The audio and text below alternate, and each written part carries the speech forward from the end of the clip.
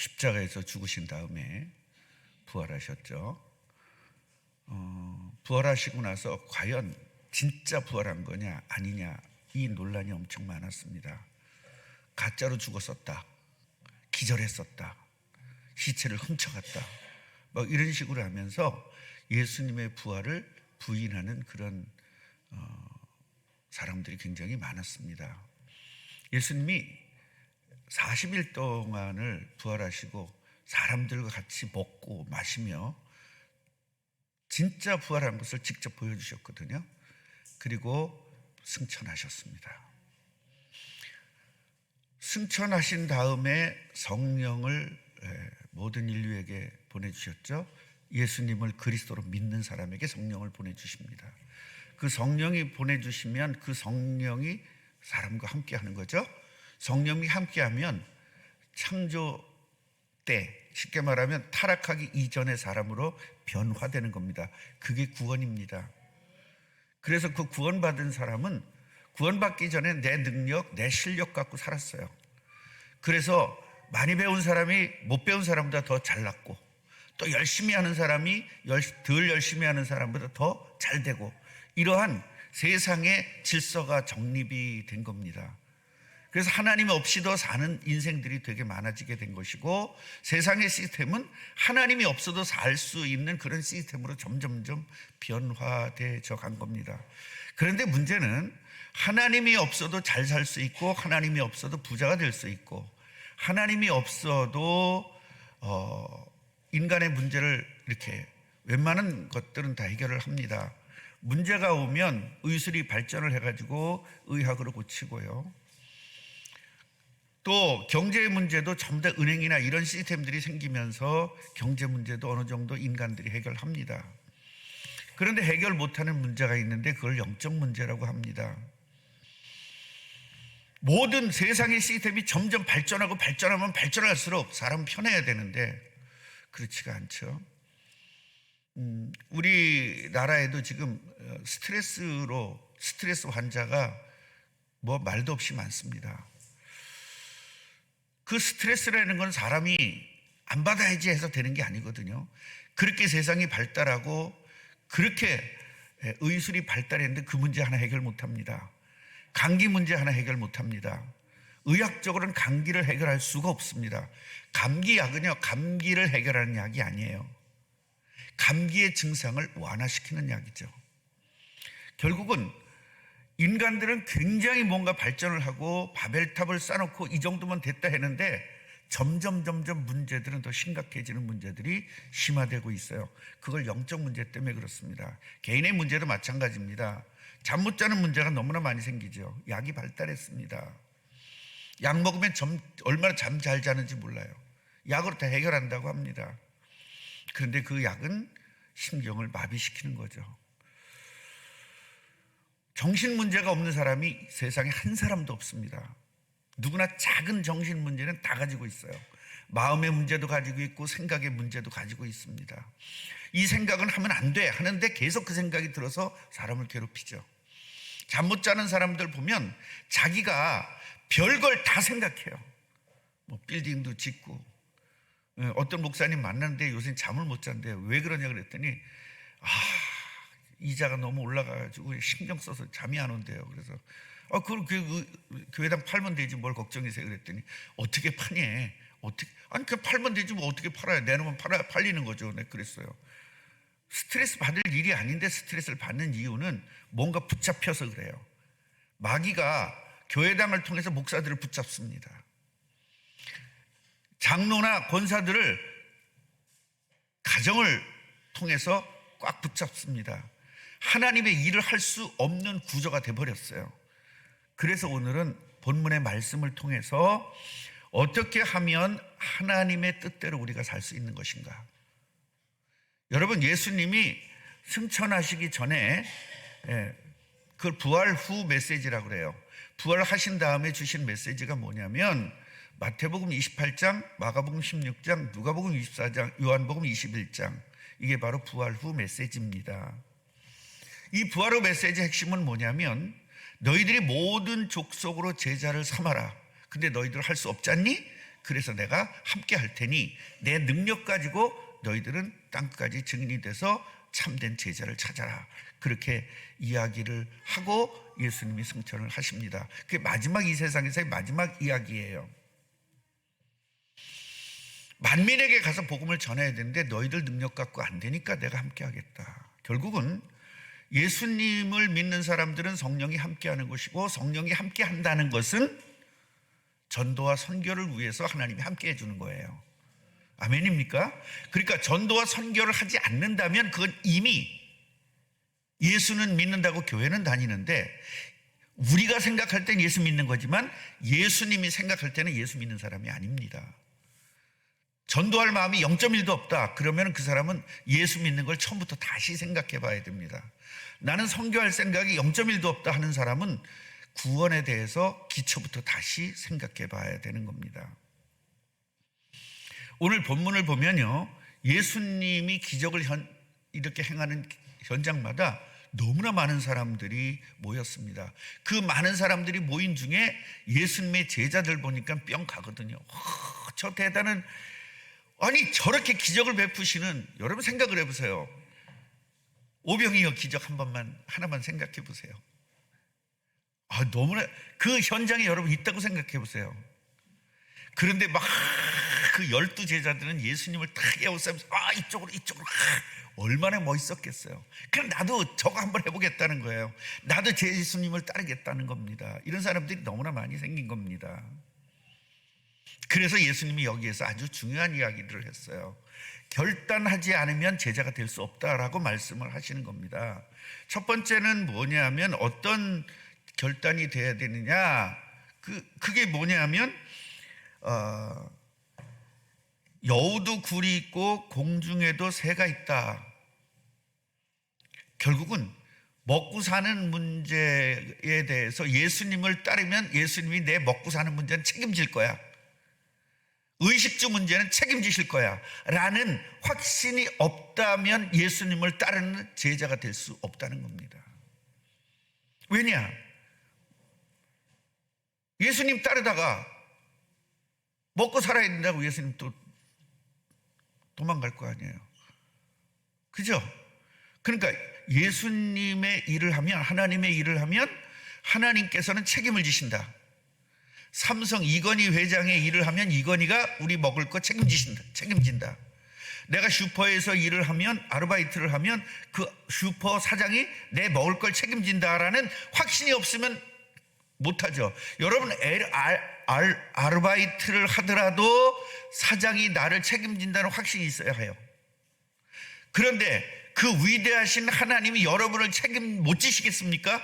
이것이 믿어지지 않는다면 하나님의 위대성을 믿지 못하는 것이고, 하나님의 여러분들을 책임지지 못한다고 믿어진다면 그 하나님 믿을 필요가 뭐가 있겠어요? 여러분 하나 책임지지 못하는 하나님은 뭐라 믿겠어요? 나는 그런 하나님은 안 믿습니다. 차라리 내 주먹을 믿지. 안 그렇습니까? 나 하나 책임지지 못할 하나님을 뭐라 믿겠어요?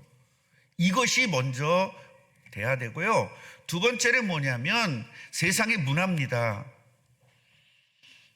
죽으면 장사 지내는 게 당연하잖아요. 자식이 부모를. 그래 안 그래요? 그게 문화잖아요. 그 문화를 뛰어넘는 사람이 아니고서는 제자가 될 수 없다는 겁니다.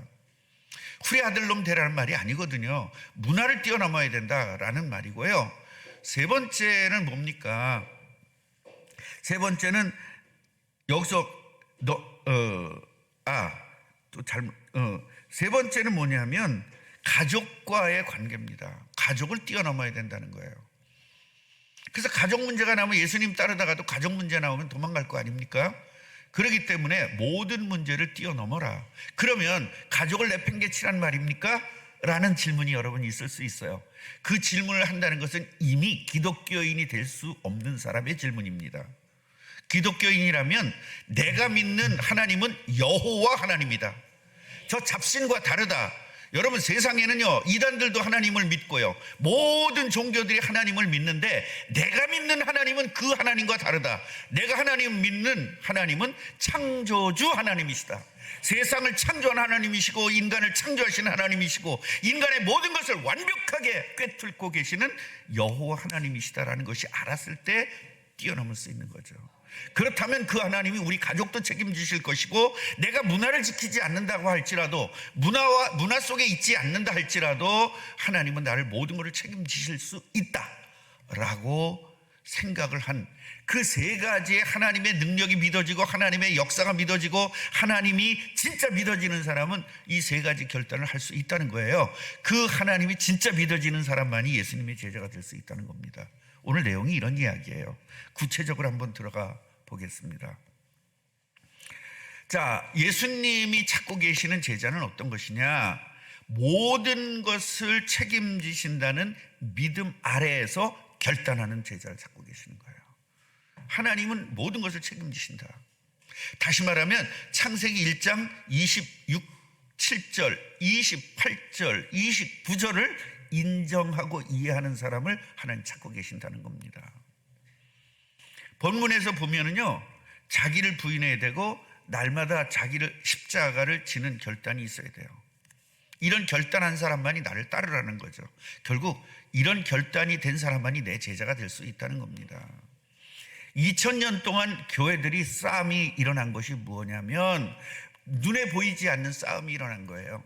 눈에 보이는 싸움은 이단과의 싸움, 뭐 여러 가지 굉장히 많은 싸움들이 있었지만 눈에 보이지 않는 싸움이 있었는데, 그게 뭐냐면 교회를 키워야 된다, 아니면 제자를 찾아야 된다는 싸움이에요. 교회를 키워놓으니까 사람들에게 굉장히 인정을 받습니다. 교회가 예를 들어서 우리 교회가 5만 명이 모인다면 내가 얼마나 폼 잡고 다니겠어요. 그죠? 한국에서 제일 높은 사람 하려고 그럴 겁니다. 폼 딱 잡고 대통령하고 독대하고 막 얼마나 멋있습니까? 그것은 하나님의 뜻이 아닌 자기의 뜻이거든요. 제가 그런 이야기를 자주 하잖아요. 만약에 문재인 대통령이 이제 양산에 가서 계시잖아요. 그분이 신학을 해가지고 만약에 교회를 개척한다면 난 최소한 2만 명은 난 그 교회에 올 거라고 난 생각합니다. 여러분 그렇게 생각하지 않으십니까? 노무현 대통령이 돌아가시지 않고 지금 만약에 신학교를 가서 목사가 돼서 개척한다면 나도 그 교회 갈 것 같아요. 나도 난 노빠거든요, 노빠. 그런데 여러분 생각을 해보세요. 그러니까 서울대학교 나온 사람이 개척하면요, 최소한 10,000명 모여요. 아무리 안 모여도 1,000명은 모여요. 서울대학교 나온 사람이 개척하면. 뭐 가지고 가는 거죠? 넷대로 가지고 가는 거예요. 넷대로. 여러분 넷대로가 어른들은 말은 아는데 젊은 사람들은 넷대로 말 알아요? 넷대로. 그게 뭐냐면 마크 갖고 간다는 거예요. 이름값 한다는 거죠. 예수를 믿는다는 것은요, 제자가 된다는 거예요. 내 때로 따라가 가지고 멋있는 교회당에서 멋있게. 만약에 내가 평신도라면 난 사랑의 교회 갈 겁니다. 사랑의 교회 화장실이 우리 교회당보다 더 좋습니다. 사랑의 교회 화장실 다 모아놓으면 우리 교회 한 10개 많을 거예요. 화장실도 많고 깨끗하기도 하고 크기도 하고 너무 좋습니다.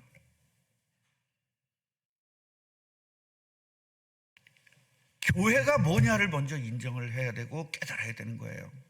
예수님이 왜 교회를 주셨을까? 왜 교회당을 주셨을까? 그 예수님이 십자가에 죽어가면서 그 고통을 당하면서 왜 교회를 세우게 하셨을까라는 거죠. 결국 뭐다? 같이 해보세요. 제자를 찾으신다.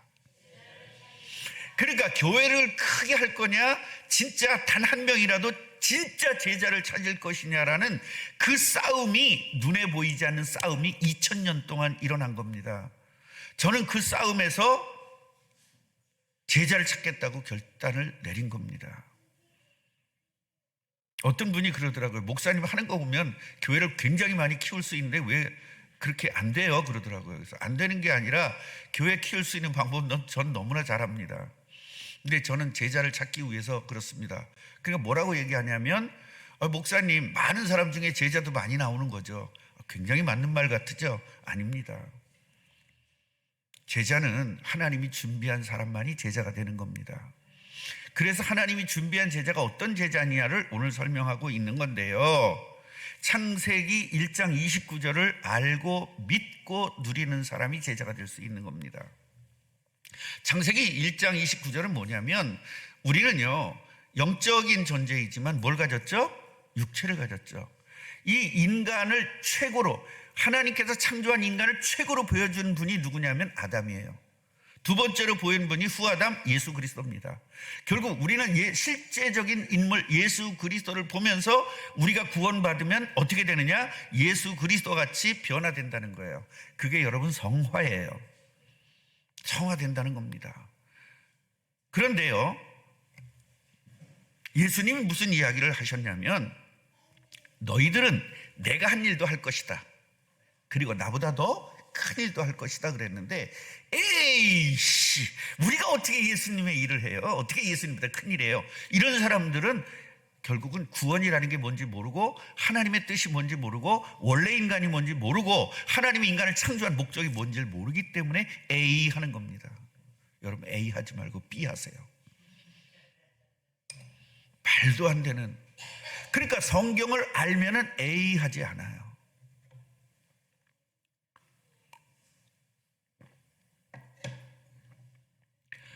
우리는요 육체를 가졌잖아요. 육체. 그 예수님도 하나님이시잖아요. 하나님의 본체잖아요. 그런데 뭘 갖고 태어나셨어요? 하나님이시지만 육체를 가진 하나님이죠. 그러니까 이분도 드셔야 돼요? 안 드셔야 돼요? 드셔야 돼요. 물 마셔야 돼요? 안 마셔야 돼요? 마셔야 돼요. 맞으면 아플까요? 안 아플까요? 아프셨어요. 창에 찔리면 고통스러울까요? 안 고통스러울까요? 그래서 고통스러워하신 거예요. 우리랑 똑같아요. 다만 그분 본질이 하나님이시고 우리는 본질이 피조물이에요. 그분은 본질이 조물주고 우리는 본질이 피조물인 것뿐이에요. 그래서 예수님이 육체를 가졌지만 하나님의 형상을 가졌듯이 우리도 육체를 가졌지만 하나님의 형상을 가진 거예요. 그 하나님의 형상을 갖게 하기 위해서 예수님을 그리스도로 믿는 사람마다 성령이 함께하는 겁니다. 할렐루야. 그러면 그 성령이 함께하니까 성령이 인도를 받고 살아야 되잖아요. 이제 그걸 연습해 나가는 거예요. 예배를 통해서 그걸 배워나가는 것이고요, 기도를 통해서 그걸 배워나가는 것이고, 전도를 통해서 나와 함께 하신 성령의 인도를 받고 가는 것들을 배워나가는 거죠. 그런데 우리는 성령의 인도 받는 것보다 내가 그동안 내 실력으로 살았고 내 능력으로 살았고 내 경험으로 살았던 것들이 더 훨씬 더 편해요. 맞아요, 안 맞아요? 남이 나를 욕할 때 성령의 인도는 욕해야 돼요? 아니면 용서해야 돼요? 용서해야 돼요? 그것보다 같이 욕하는 게 쉬워요? 용서하는 게 쉬워요? 같이 욕하는 게 쉬울까요? 수십 배 더 욕하는 게 쉬울까? 수십 배 더 욕해야 속이 시원합니다. 그게 인간이에요. 그래서 우리는 그것들을 연습하는 거예요. 나는 그렇게 살아왔던 내가 성령의 인도를 받는 사람으로 계속 변화되고 또 변화되고 또 변화되고 또 변화돼 가지고 완전한 사람으로 성장하는 것입니다. 그래서 오늘 첫 번째는 뭐냐면, 야, 하나님께서 책임지는 걸 믿어지느냐, 이 말을 이제 하는 거예요. 넌 나 따를 거야? 넌 나 따를 거야? 근데 나는 말이야, 여우도 굴이 있고 새도 집이 있잖아. 근데 난 집도 없고 먹을 것도 없는데 그래도 날 따를래? 그리고 질문하는 거거든요. 여러분, 그래도 따르시겠습니까? 그러면 1차는 이제 성공한 거예요. 1차 관문은 성공한 겁니다. 나는요, 굶어 죽는 한이 있어도 예수님이 날 책임질 걸 믿고 하나님이 날 책임질 걸 믿고 난 예수님을 따르겠습니다. 이 결단이 있어야만 첫 번째 관문이다라는 겁니다. 자, 두 번째는 어떤 거냐면 산자와 죽은 자를 이해하라는 겁니다. 다시 말하면 아까 제가 서론에서 말씀드렸지만 문화를 뛰어넘으라 그랬잖아요. 문화. 이 산자와 죽은 자를 이해해야만 문화를 뛰어넘을 수 있어요. 여러분, 만약에 우리 어머님 이제 한 분 남으셨는데, 어머님이 돌아가셨는데 제가 장사도 안 지내고 전도한다고 여기서 맨날 전도하러 돌아다녀요. 그럼 사람들이 저한테 뭐라 그럴까요? 그걸 안다면 저는 후리 아들 놈이 무슨 목사야 그러겠지요. 그게 세상의 문화입니다. 그게 세상의 문화예요. 그러면 부모의 장례를 안 지내야 된다, 그래야 예수님의 제자가 될 수 있다는 말이 아니라는 걸 먼저 얘기해 놓고 말씀을 드리겠습니다. 왜냐하면 또 오해하면서 계속 들을까 봐. 그거 아니에요. 오해하지 말고 들어 입니다. 코미디도 오해하지 말고 들어야 돼요. 그러니까 하나님 말씀은 오해하지 말고 들어야 되죠. 일단 자기 가치관하고 안 맞으면 일단 오해부터 해놓고 들어요. 그러니까 계속 꼬이는 거예요. 단추 하나가 첫 번째 틀리면 계속 꼬여요. 여러분 말씀을 들을 때 일단은 시작을 오해하고 들으면요 계속 꼬이게 되어 있어요. 자, 인간을 창조한 목적이 뭐죠? 하나님이 함께하기 위해서 창조한 거예요. 결국은 성령이 우리와 함께하기 위해서 인간을 창조한 겁니다. 그게 창세기 1장 27절입니다. 그런데요, 창세기 3장 사건, 마귀에게 속아가지고 원죄를 짓게 됩니다. 그것 때문에, 그 원죄 때문에 하나님과 인간은 함께하던 하나님이 떠나신 거예요. 인간을 떠난 거예요. 그 인간만 남은 거죠. 그럼 인간이 반쪽이에요. 인간은요, 육체와 하나님의 영이 함께할 때 온전한 인간인 거예요. 예, 그걸 설명하는 게 창세기 1장이거든요. 창세기 1장은 창조한 내용이 아니에요. 첫째 날 뭐 만들고 둘째 날 뭐 만들고 그게 뭐가 중요합니까? 그거 중요하다고 생각하고 맨날 따지다가 1년이 1000년 같고 해서 1000년이라고 그러고, 그런데 분명히 성경은 저녁이 되고 아침이 되니 이렇게 말을 해요. 하루입니다. 24시간. 그런데요, 태양이 태어나지 않았는데 안 했는데 무슨 그게 하루냐 이렇게 따지는 사람도 있고 별 사람이 다 있습니다. 그게 우리 중요한 게 아니라 구원을 설명하기 위해서 인간을 설명한 거거든요. 인간 창조를 이야기하기 위해서 창세기 1장을 이야기한 거예요. 그 인간이 살아나가기 위해서 모든 것들을 만드셨다는 것이죠. 아멘이에요. 전체 모든 것들을 만드시고 인간이 살 수 있는 모든 조건들을 완벽하게 만드셨다는 거예요. 그리고 인간을 창조했다. 그 얘기는 뭐냐면 인간에게 하나님의 모든 것들이 들어가 있는 거예요. 이 작은 인간에게. 아멘이에요. 여러분, 인간이 응애하고 태어나가지고요, 그 조그만 애가 이렇게 자랄 때까지 그 얼마나 하나님의 메커니즘이 많겠어요. 그렇죠? 힘줄도 자라야 되고 키도 자라야 되고 모든 근육도 자라야 되는데, 모든 인간이 자라는데 그 순서가 탁탁탁 맞고 밸런스가 딱 맞게 메커니즘이 있어야만 인간이 자랄 수 있잖아요. 발도 거기에 맞춰서 자라야 되고 손도 자라야 되고 눈도 맞춰서 자라야 돼요. 예를 들어서 눈만 갑자기 커지면 어떻게 되겠어요? 얼굴의 반이 눈이 되겠죠. 그럼 ET가 되는 겁니다. 그래서 그게 정상적으로 메커니즘, 하나님이 만들어 놓은 메커니즘에서 맞지 않는 것이 이상한 사람이 태어나는 거예요. 그게 왜 그러냐면 임신했을 때 정상적인 음식을 먹지 않거나 이상한 것들이 했을 때 그런 이상한 것들이 태어나게 돼 있어요. 왜냐하면 하나님은 임신을 해서 정상적인 삶을 살 때 정상적인 아이가 태어나도록 만들었거든요. 그래서 이 창세기 3장 때문에 하나님이 떠났기 때문에 인간은 인간 노릇을 못하는 거예요. 그 인간 노릇이 뭐예요? 하나님이 생각하는 인간 노릇이거든요. 그런데 우리는 우리가 생각하는 인간 노릇을 자꾸 생각해요. 그게 부모 공경이거든요. 죽은 사람 살리라는 거, 죽은 사람 장사 지내야 된다는 거예요. 나 따르겠습니다. 안 따른다는 게 아니에요. 그런데 장사는 지내고 따르겠습니다. 이렇게 나가죠. 뭐가 더 중요한 거죠? 예수님을 따른다는 그 의미보다 장사를 지내는 의미가 더 크기 때문에 그래요. 이런 문화적 관점을 복음적 관점으로 바꿔내라는 이야기입니다. 그래서 그리스도를 통해서 함께하겠다. 임마누엘, 이 임마누엘의 복을 우리가 누리고 사는 것을 산자라고 하고요, 하나님이 떠난 사람을 죽은 자라고 하는 거예요. 이게 에베소서 2장 1절입니다. 죽었던 너희를 뭐했다? 살리셨도다 그랬잖아요. 그러니까 우리가 언제 죽었어요? 뻘뻘이 살았었는데. 그 얘기는 뭐냐면 죽었다는 것은 성경에서 죽은 자, 그 얘기는 성령이 떠난 자, 하나님이 함께하지 않는 사람. 그 다음에 산자, 생명이다, 그 얘기는 하나님이 나와 함께하는 사람. 그래서 예수님도 내가 길이요 진리요 생명이라고 말한 거예요. 그 생명은 뭐냐면 나를 통해서 하나님이 너희들과 함께할 거야. 그래서 내 이름이 뭐다? 임마누엘인 거야. 그래서 이사야 7장 14절에 그리스도가 태어나면, 예수가 태어나면 임마누엘이라고 이름을 지라는 겁니다. 할렐루야. 그래서 제자는요, 산 자를 위해서 존재하는 거거든요. 죽은 자를 위해서 필요한 게 제자가 아니란 말이에요. 산 자를 만드는 겁니다. 결국 죽은 자를 통해서 뭘 만들어요? 산 자로 만드는 거예요. 결국 마귀의 자녀가 아닌 하나님의 자녀라면 어떻게 되겠어요? 여러분, 우리는 이 땅에, 하나님께서 우리를 이 땅에 태어나게 하신 것은 전도하고 선교하고 정복하고 다스리기 위해서 우리를 부르셨단 말이에요. 이 일들을 감당해야 되는 거죠. 그런데 이 일들을 우리의 힘으로는 안 되거든요. 배운 게 있어요. 실력이 있어요. 돈이 있어요. 그래서 하나님의 능력으로 하겠다는 겁니다. 그 능력을 믿고 가는 사람을 제자라고 하겠다는 거예요. 니네들 능력 갖고, 그러니까요, 교회가 커야 큰일 한다고 생각하는 거예요. 그런 멍청이 같은 일들을 생각을 하는 겁니다. 그 큰일이 뭐예요? 전부 다 인간적인 일이죠. 하나님의 큰일은 한 영혼을 여러분 구원시키는 겁니다. 천하보다 귀하다고 그랬잖아요. 천하가 뭐죠?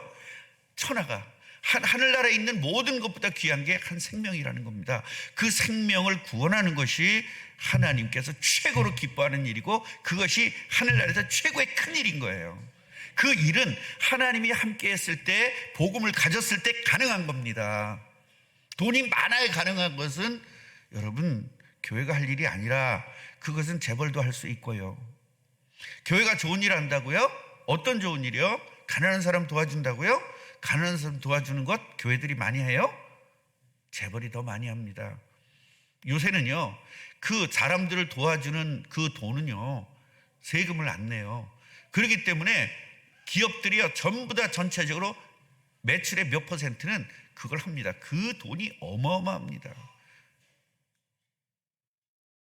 뭔가 착각하면 안 돼요. 하나님이 원하시는 큰 일, 하나님이 원하시는 중요한 일은 전도입니다. 한 영혼을 살리는 겁니다. 결국은 세상의 관점으로 보면 불효자죠. 뭐 애비가 죽었는데 저거 장사도 안 지내고 전도한다고 껍적대, 이런 이야기를 듣겠죠.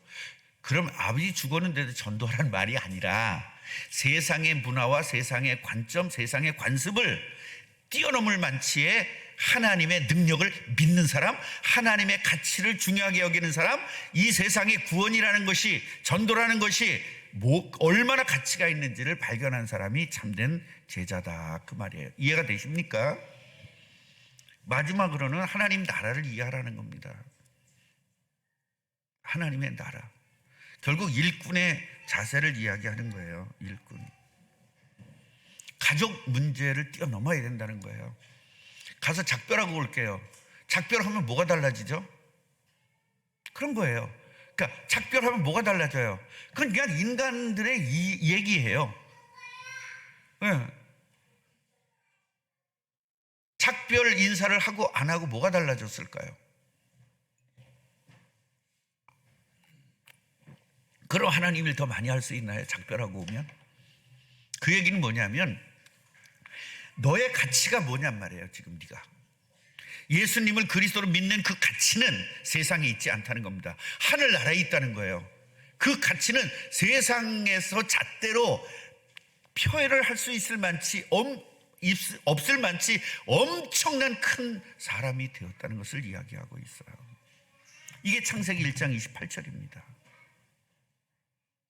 결국 창세기 1장 29절을 이해하고 창세기 1장 27절을 이해하고 창세기 1장 28절을 이해하는 사람만이 예수님의 제자가 될 수 있다는 겁니다.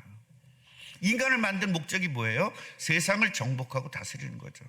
5가지의 축복을 누리는 거예요. 생육하고 번성하고 충만하고 정복해라.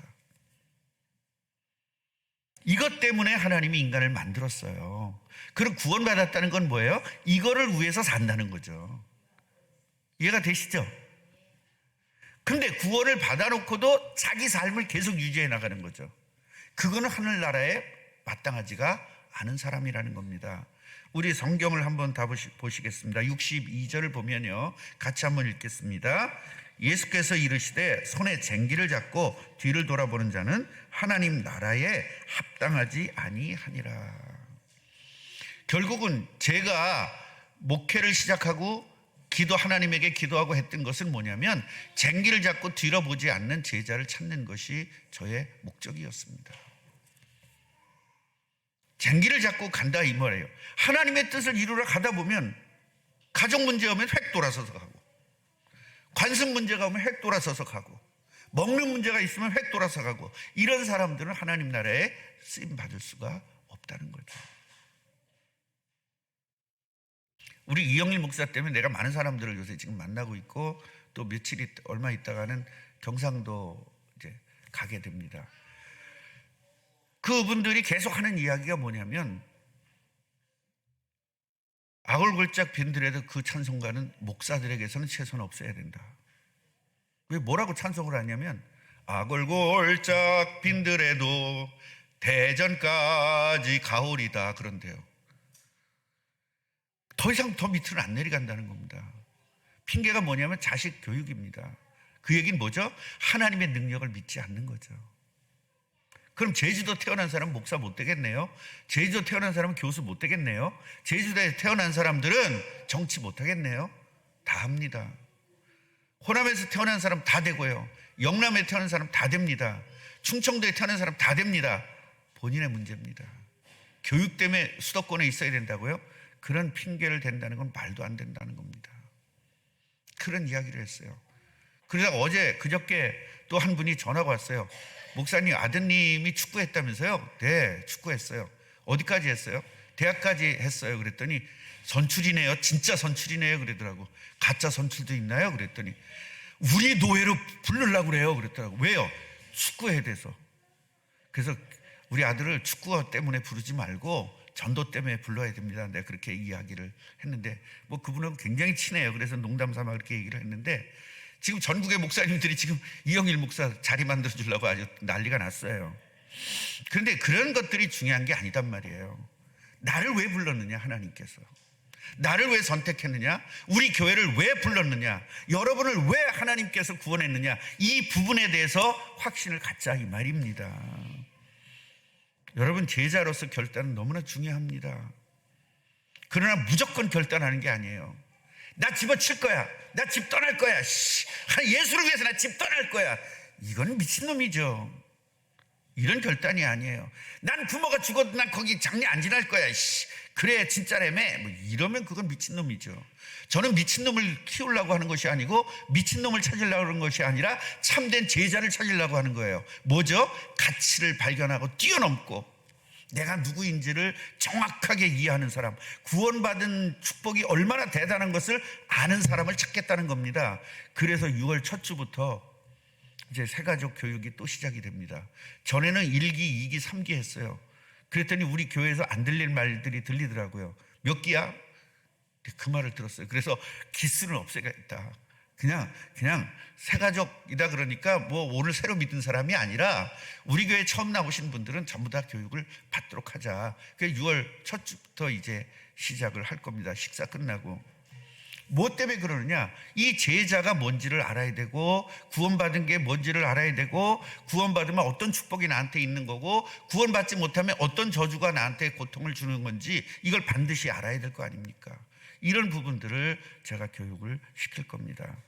그래서 정말로 무조건 결단하거나 무조건 믿습니다, 이게 아니고 먼저 깨달아서 예수님이 하신 말씀이 뭔지를 정확하게 깨닫고 그 깨달음을 가지고 결단해야 되는 거죠. 아멘이에요? 그래서 인간적인 결단은 사람들에게 욕만 먹어요. 그러나 하나님의 결단은 사람들에게 칭찬을 받습니다. 이걸 분명히 아셔야 됩니다. 결론입니다. 나는 과연 예수님의 제자인가에 대한 확신이 있는지 한번 점검해 봐야 됩니다. 자, 그렇다면 나를 책임지는 것이 진짜 믿어지는지, 먹는 걱정, 사는 걱정을 주님께 맡기고 결단했는지 한번 자기 자신을 점검해 봐야 돼요. 두 번째로 점검해 봐야 될 건 어떤 거냐면 산자와 죽은 자를 어떻게 이해했느냐라는 겁니다. 죽은 자와 산자를 과연 확실하게 알고 있느냐, 산자가 뭔지 죽은 자가 뭔지를 반드시 분명히 확실히 알고 있느냐라고 알고 결단이 되어져야 제자라는 겁니다. 세 번째로 뭐냐면 가정이 너무나 중요합니다. 그렇죠? 하나님이 첫 번째로 가정 주셨기 때문에. 그런데 그 중요한 가정 때문에 더 중요한 복음을 놓치면 안 되겠다는 겁니다. 그래서 이 하나님의 나라가, 하나님이 주신 가정보다 하나님의 나라가 더 중요하다는 거예요. 왜 그러냐면 하나님의 나라를 만들기 위해서 가정을 주셨기 때문에. 무슨 말인지 아시겠죠? 그래서 국가가 더 중요하냐 가정이 더 중요하냐 따졌을 때 가정이 더 중요하죠. 그런데 국가가 더 중요하다는 사람들이 국가를 위해서 가정을 포기하고 3.1운동 때 저렇게 가정을 포기하고 나가서 국가를 위해서 뛴 사람들 때문에 우리가 지금 살고 있는 거죠. 6.25 때 가정이 중요하냐 국가가 중요하냐 했을 때 국가가 더 중요하다고 생각한 사람들이 전쟁에 나가서 생명을 잃고 지금 우리는 이렇게 편하게 살 수 있는 겁니다. 결국은 가치관이 어떤 것이냐가 중요해요. 교회가 더 중요하냐 가정이 중요하냐 이 말이 아니에요. 복음이 중요하냐 가정이 중요하냐를 이야기하고 있는 거예요. 다시 말합니다. 교회가 중요하냐 가정이 중요하냐가 아니에요. 복음이 중요하냐 가정이 중요하냐를 이야기하고 있는 거예요.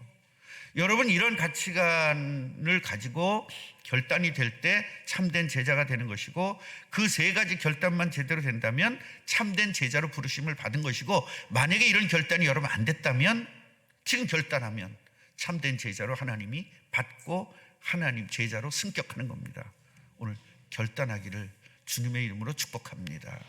하나님 감사합니다. 뭐를 결단해야 됩니까? 오늘 말씀을 주셨습니다. 제자가 되기 위해서 결단해야 되는데 먹는 문제, 의식주 문제 분명히 결단해야 되고, 그리고 세상의 관습, 습성, 그리고 세상의 논리 이런 것들을 뛰어넘어야 되고, 그리고 가정의 문제까지도 완전히 뛰어넘지 않으면 우리는 참된 제자로 부르심을 받지 못한다는 사실을 알았습니다. 그 수만 명이 따라다녔지만 그 중에 12제자와 70인 제자만 예수님이 제자로 부르심을 받고, 그 12제자 중에 한 사람은 실패했고, 또 70인 제자 중에서 몇 사람들은 성경에 나와 있지 않지만 분명히 실패한 것 알고 있습니다. 하나님, 우리들에게요 이 결단이 있도록 은혜 주시고요, 그리고 우리가 하나님에게 참된 제자로 쓰임받도록 은혜 주세요. 예수님의 이름으로 기도합니다. 아멘.